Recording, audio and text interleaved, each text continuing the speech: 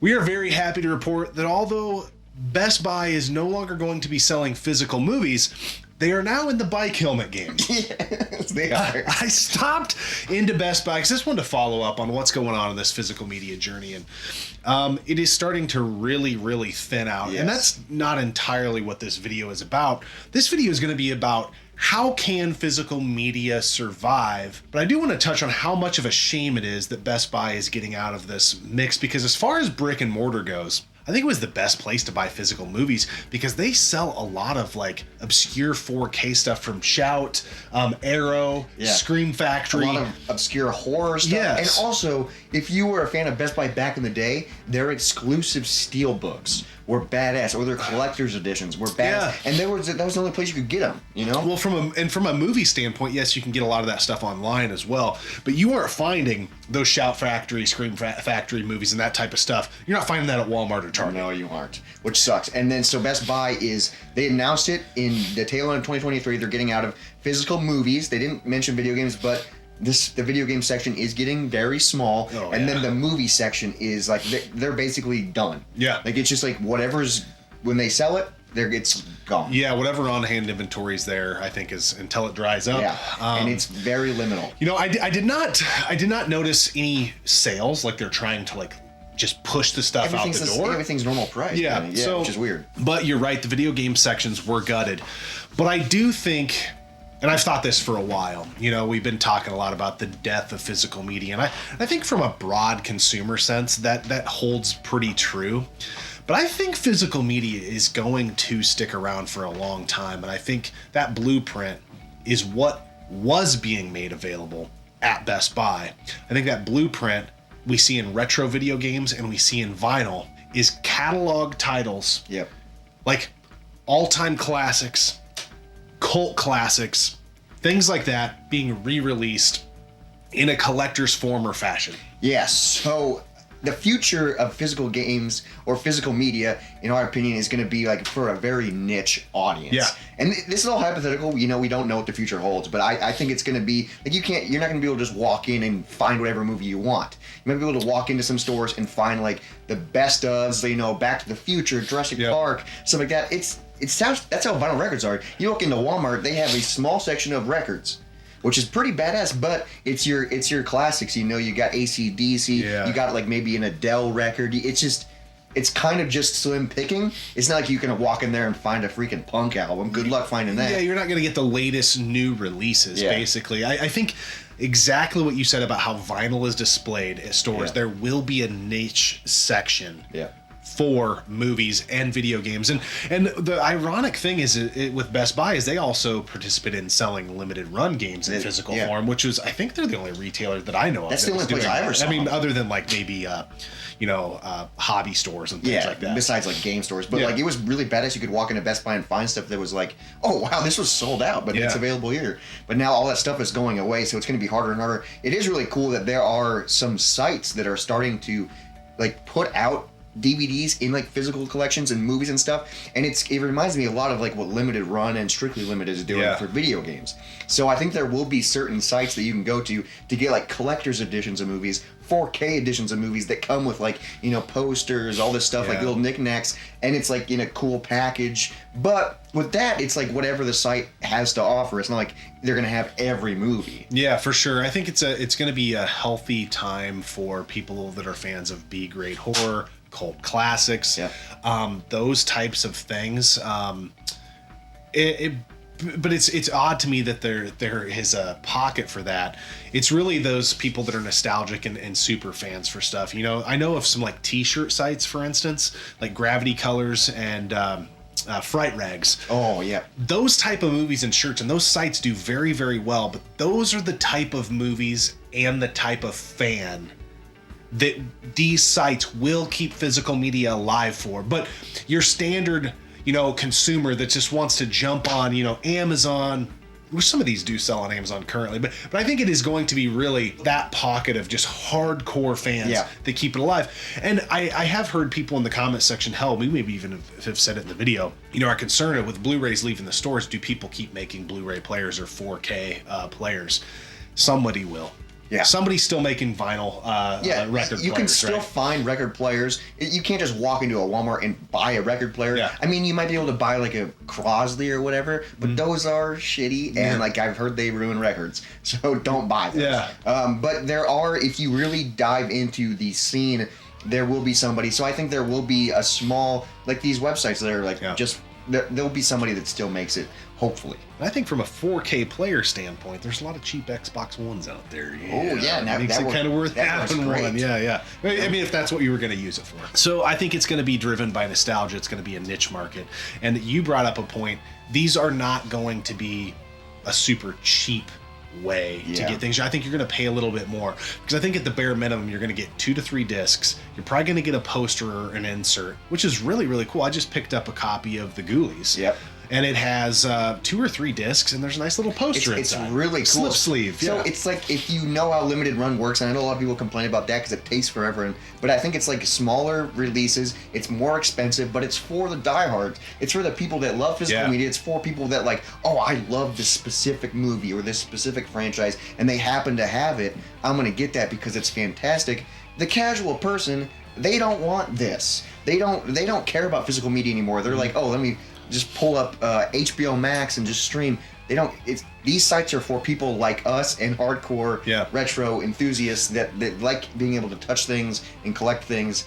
So I think that's what movies are going to become. And unless a movie does very freaking well, it's not going to be put out on physical media. It's going to have to be like Oppenheimer level, I think. Oppenheimer got released on physical, which is awesome. It was hard to find. It was, and you got it. But unless a movie could be out in theaters, and you might love it, but it might not be a AAA release or a massive release, that movie might not ever come to physical unless one of these sites picks it up. You know? It's going to be interesting to see how it plays out. Again, you already mentioned it's all hypotheticals. Yeah. I do think there is kind of a fever pitch, though, that we're getting ready to reach with these streaming sites not only raising their prices, which some of them have gotten. If you've go to watch like ad free and want so many devices, it's getting up there, dude. Yeah, they all keep increasing their prices. Yes, and so it's getting to a point where if you want to have access to all the stuff, you probably want to have access to them, and you're looking at paying what you probably would have paid for DirecTV or damn near. Yeah. If that keeps happening, and they keep, well, I got this streaming service now, that show's gone and it went over to this one, or now it's not on them.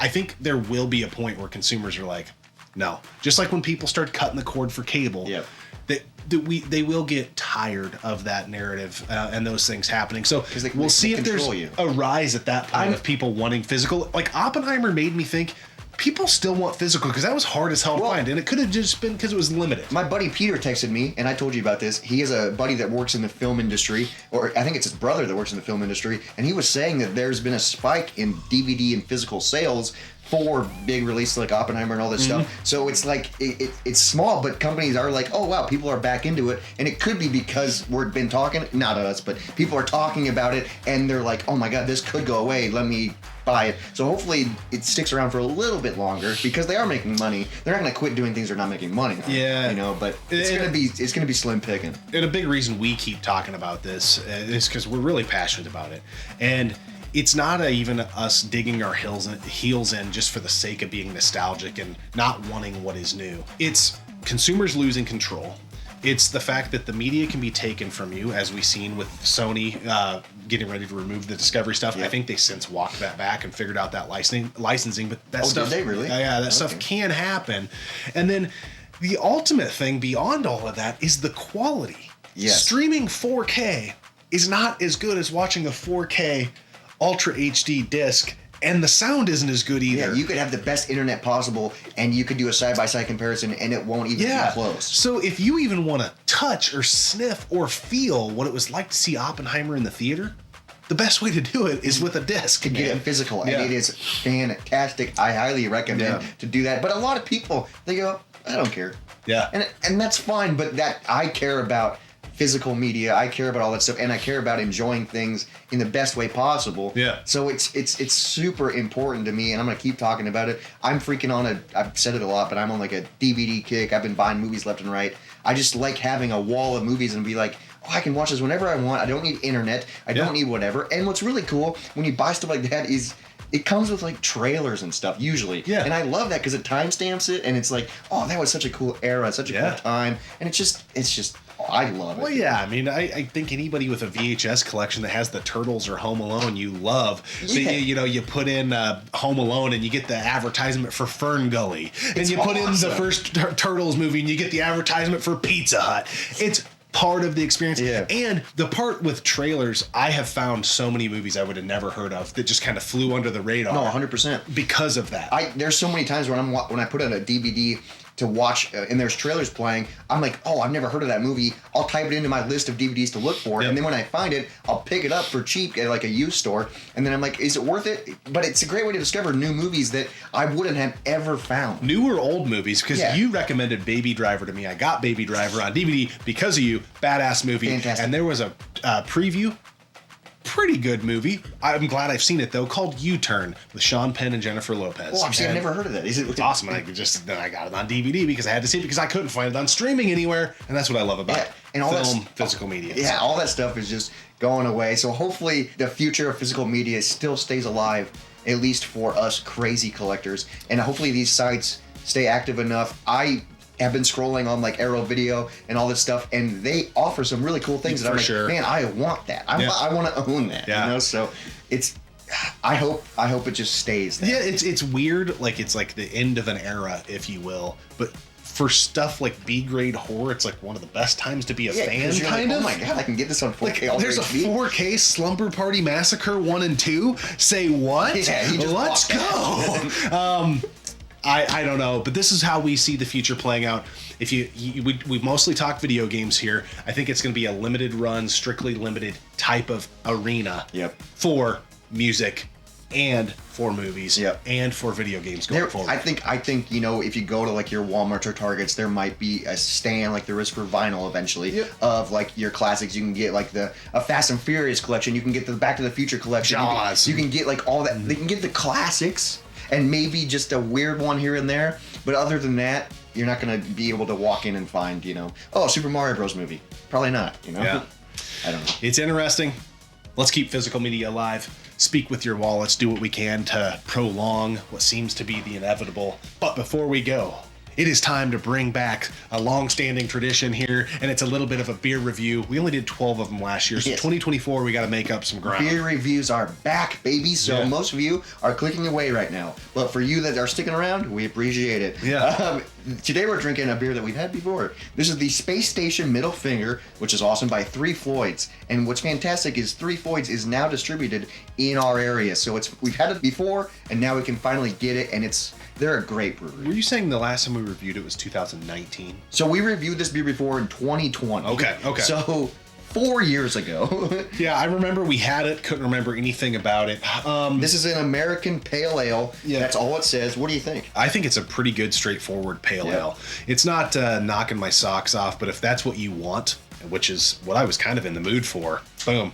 It scratches the itch. It's got a pretty bitter finish. Yep. That's what I want in an American pale ale. It's got a nice strong, like when you take a first sip, it like hits you, but it's smooth. It's an easy drinker. It's not too offensive. This is would be great if you're like eating something. It's a great meal drink to pair with things, I think. Yeah. And it's wintertime. But I haven't said it in a long time. This would be great on a hot summer day. This is a great pale ale that reminds me of what it was like before the hazy crazy time came on. And I love the hazy train. Yeah. But I've been on it for a long time. It's kind of nice to go back to what pale ales were like before the hazy train rolled through. Before Ozzy dies, he should make a song called Hazy Train. Yeah. And he's just like really drunk. And it's like, going off the rails on a hazy train. And he's drinking a hazy IPA. Yeah.